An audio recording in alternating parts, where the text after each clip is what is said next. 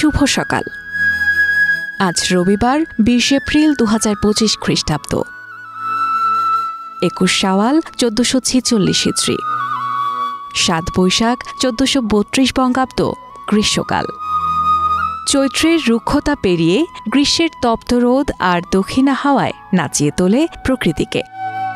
হাঁসফাঁস করা গরমেও যেদিকে চোখ যায় যেন সবুজের মাঝে রংবাহারি ফুলের মূর্ছনা। ফুল ফল নিয়ে অপরূপ সাজে হাজির হওয়া বর্ণিল এই গ্রীষ্মের সকাল শুভ হোক আপনার জন্য।